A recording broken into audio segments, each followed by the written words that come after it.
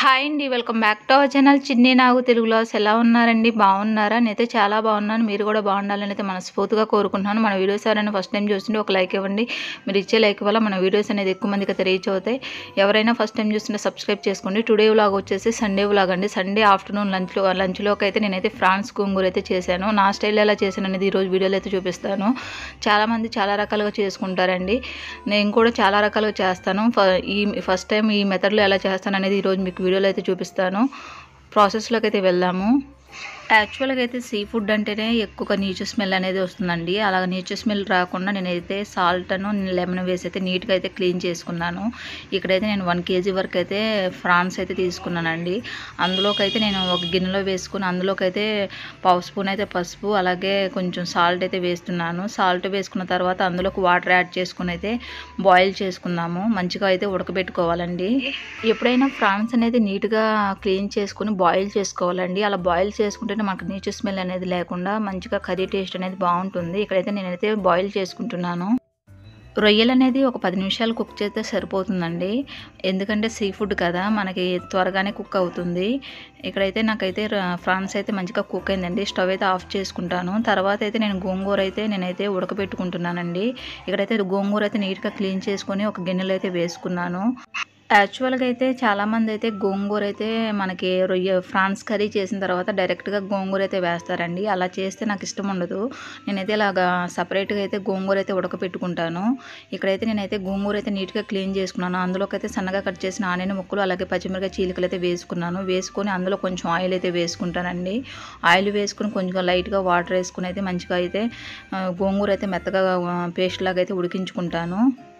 France గోంగూర curry చేసుకున్నప్పుడు mostly మనకు taste ఇచ్చేవి పచ్చిమిరకాయ చీలికలు అండి. అందుకనే నేను ఎక్కువగానే పచ్చిమిరకాయ చీలికలు అయితే వేసుకున్నాను గోంగూరలో అవి మనం కర్రీ చేసుకున్నప్పుడు మనం తినేటప్పుడు టేస్ట్ అయితే చాలా బాగుంటాయండి. ఎందుకంటే ఆ పులుపుతనం అనేది ఆ పచ్చిమిరకాయ చీలికలకు బట్టి టేస్ట్ బాగుంటుంది. ప్లేట్ పెట్టుకుని అయితే గోంగూర అయితే మెత్తగా అయితే ఓ 10 నిమిషాలు అయితే ఉడికించుకుందాము. ఈ లోపు అయితే గోంగూర ఉడుకుతుంది.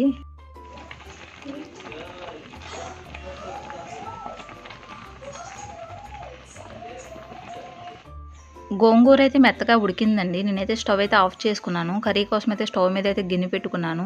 అందులోకి అయితే నేనైతే 150 గ్రామ్స్ అయితే ఆయిల్ వేసానండి. ఆయిల్ అయితే హీట్ అవ్వాలి. ఇక్కడైతే ఆయిల్ అయితే హీట్ అవుతుంది.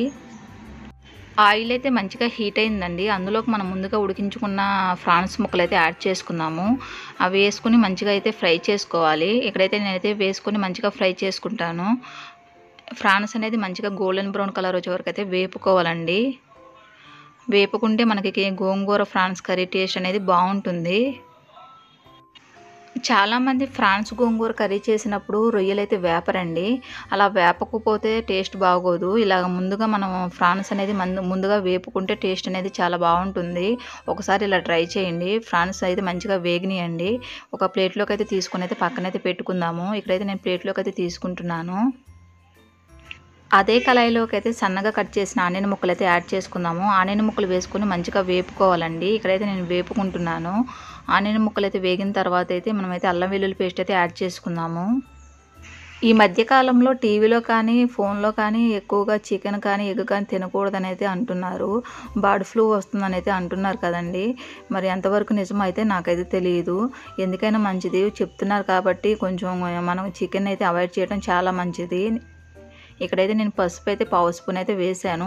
అలాగే అందులోకి అయితే రుచికి తగినంత సాల్ట్ అయితే యాడ్ చేసుకున్నాను. సాల్ట్ వేసుకుంటే మనకు ఆనియన్ ముక్కలు అనేది త్వరగా వేగుతాయండి. ఇక్కడైతే మంచిగా వేపుకుంటున్నాను. ఆనియన్ ముక్కలు అయితే మంచిగా ఫ్రై అయినాయండి. అందులోకి అయితే 2 స్పూన్స్ వరకు అయితే అల్లం వెల్లుల్లి పేస్ట్ అయితే యాడ్ చేసుకోవాలి. ఇక్కడైతే నేను అల్లం వెల్లుల్లి పేస్ట్ అయితే వేసాను. వేసుకొని మంచిగా పచ్చివాసన పోయే వరకు అయితే వేపుకుంటాను. నేనైతే నాన్ వెజ్ కర్రీస్లోకి అయితే అల్లం వెల్లుల్లి పేస్ట్ అయితే ఫ్రెష్గా అయితే పట్టుకుంటానండి. అప్పుడు మనకు టేస్ట్ కానీ స్మెల్ కానీ చాలా బాగుంటుంది. ఇక్కడైతే నేను మంచిగా వేపుకుంటున్నాను. అల్లం వెల్లుల్లి పేస్ట్ అయితే మంచిగా ఫ్రై అయిందండి. అందులోకి అయితే ముందుగా వేపు పెట్టుకున్న ఫ్రాన్స్ ముక్కలు అయితే యాడ్ చేసుకుందాము. ఫ్రాన్స్ వేసుకున్న తర్వాత కర్రీని తిప్పుకొని ఒక 5 నిమిషాలు అయితే మగ్గనివ్వాలి. అలా మగ్గితే మన కర్రీ టేస్ట్ అనేది బాగుంటుంది.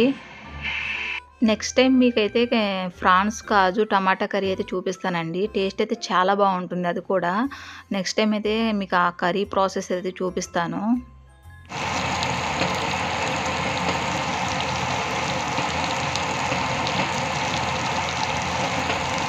అలాగే అందులోకైతే రుచికి తగినంత కారం అయితే యాడ్ చేసుకోవాలండి. నేనైతే 2 స్పూన్స్ అయితే కారం అయితే యాడ్ చేశాను.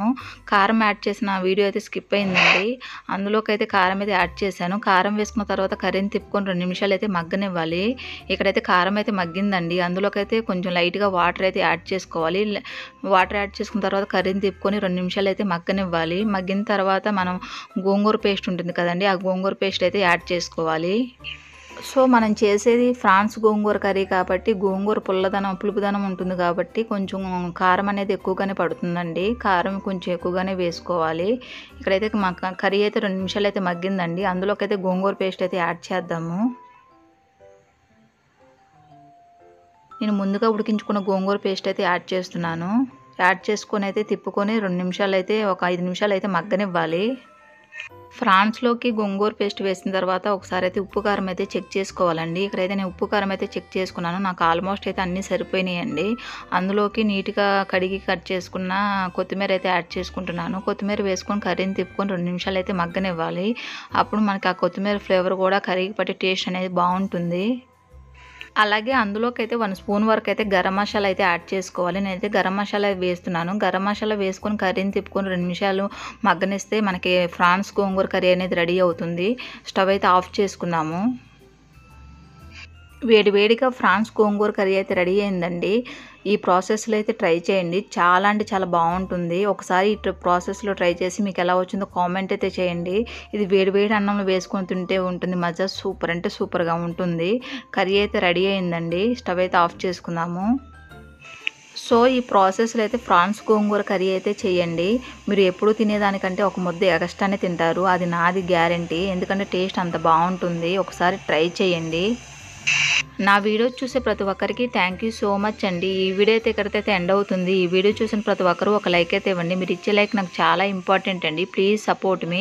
వీడియో స్కిప్ చేయకుండా చివరి వరకు అయితే చూసేయండి. చాలా అంటే చాలా బాగుంటుంది. యమ్మీగా ఉండే ఫ్రాన్స్ గోంగూర కర్రీ అయితే రెడీ అయిందండి. ఐ హోప్ ఈ వీడియో నచ్చిందని అనుకుంటున్నాను. ఈ వీడియో నచ్చితే లైక్ చేయండి, షేర్ చేయండి, కామెంట్ చేయండి. Please subscribe my channel. పక్కనే బెల్ ఐకాన్ ఉంటుంది, దాన్ని క్లిక్ చేయండి. మరొక మంచి వీడియోతో మళ్ళీ కలుసుకుందాం. Thanks for watching. Bye friends, bye.